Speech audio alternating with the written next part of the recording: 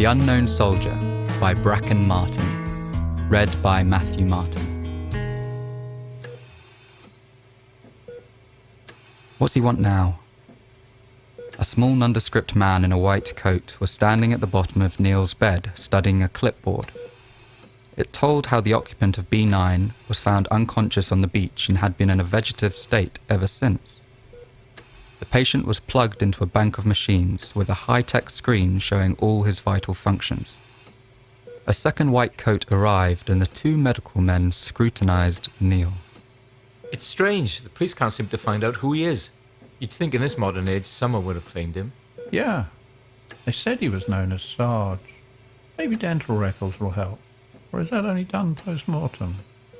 Neil listened attentively to the dialogue and wondered why they didn't ask him his name. Are we agreed then? Yes. We'll give him 24 hours to respond.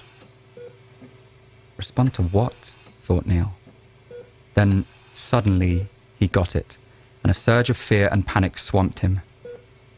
Hello, I'm Sergeant Neil Morgan, and I was a soldier, and I'm a dad. My son's called Joe. The two doctors had finished their consultation and had updated the notes on B9. Fancy a coffee? My shout? Sounds good. Cheers. Neil was alone again. It would all be okay. He'd use his training to defeat these disturbing men in white coats, and then he'd head home to see Joe. God, kill for a drink, he thought, and drifting away, was back on the hillside.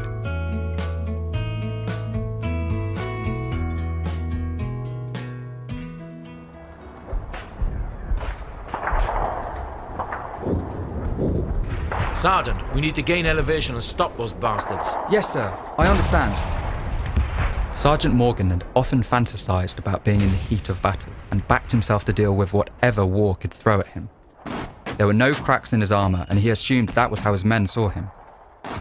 Suddenly, though, the reality of his situation knocked him for six.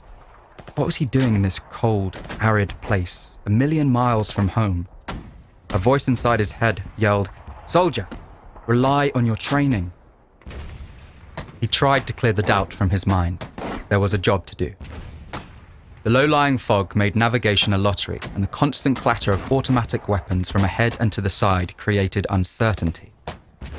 Taking two men with him and using the natural undulations of the hillside for what little cover it could offer, they headed toward the firestorm. An echoed scream ping-ponged between random bursts of gunfire. "Sarge, I've been hit." A simple statement, and the last words of an 18-year-old boy. Sergeant Morgan had lost a man on his watch. That wasn't in the plan. He was a professional soldier. Well, he hid his fear and yes, followed orders and fueled by anger, captured the machine gun post. In the process, he killed one of those evil bastards, and his country rewarded him with a medal for gallantry and a discharge on medical grounds. When the shooting stopped, he looked down to see two dead young men, both denied a tomorrow. A teardrop tried to escape his lower eyelid. Neil was torn between letting it flow and denying it access to his cheek.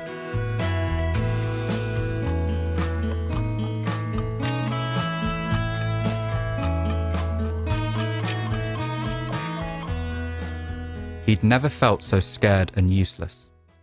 They made him dress up in a thin blue one-piece costume with matching overshoes and gloves, and he'd shuffled into the surgical room watching a busy team fussing over Amanda. He'd joined the army in search of adventure and a new life, with no intention of returning to that provincial little town. After discharge, he'd headed to the smoke, with designs on an exciting new life in the metropolis. The reality, though, was too much sauce, regular punch-ups, a few squalid flat shares, and crap jobs that never lasted.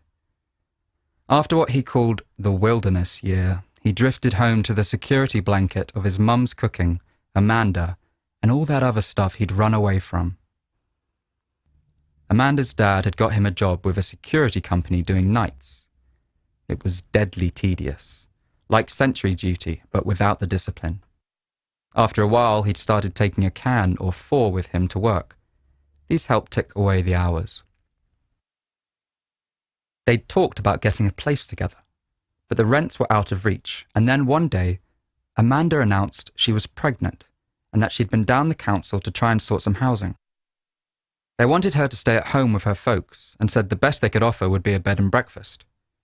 Not the sort of sweet coastal town holiday place, but a grimy room in a semi-derelict block inhabited by drunks and drug addicts. Neil wasn't having any of that for his son and paid the corporation a visit with the intention of sorting everything. Coming straight from work and fueled on super-strength lager, he soon found himself being asked to leave the premises before they called the police. And so, there he was, watching the birth of his son, who was going to live in a bed and breakfast. They named him Joe after his fallen colleague, and Neil was determined that for this little bundle of life, it would be different. It would be wonderful and exciting. He'd teach him survival skills, and they'd go out camping on the moor.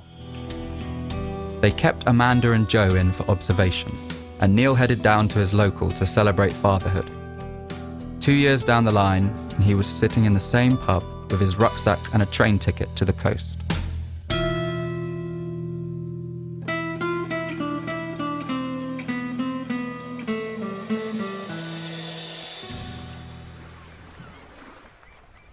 His eyelids felt glued together.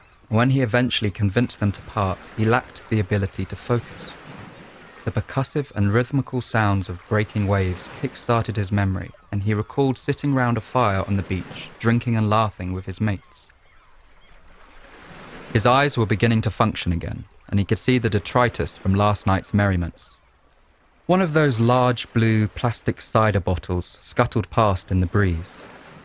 In this moment of lucidity, he wondered why he drank that cheap synthetic crap, and then instantly put that thought to bed as he perused his surroundings in search of some booze. Anything. Some dregs would be fine. But all the bottles were empty. The fire had long been extinguished, and his co-drinkers had vanished into the night. He lay back on his bed of pebbles and shivered. What was he doing here with these drunken losers?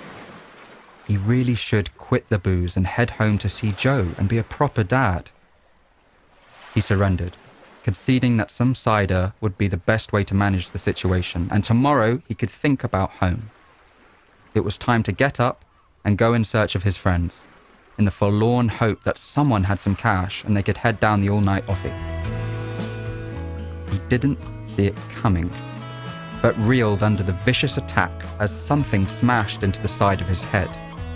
It was too late to fall back on his training, for just as he acquired awareness and saw the silhouette of his enemy, there was a further impact, and Neil drifted away to a place of phosphorescent lights and cascading starbursts.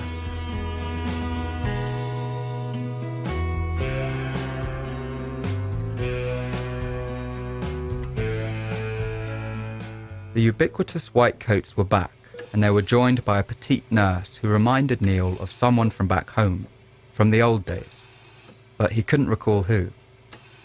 At that moment, his attention was drawn to a nondescript fellow in a dark blue jacket who sneaked up in a stealthy manner and was now looking earnestly at the patient. After what seemed like an eternity, he turned on his heels and addressed the 3-person medical team. Okay. Neil thought he was going to say, "Attention!" A white coat walked slowly down the side of patient B9's bed, avoiding eye contact with its unconscious occupier.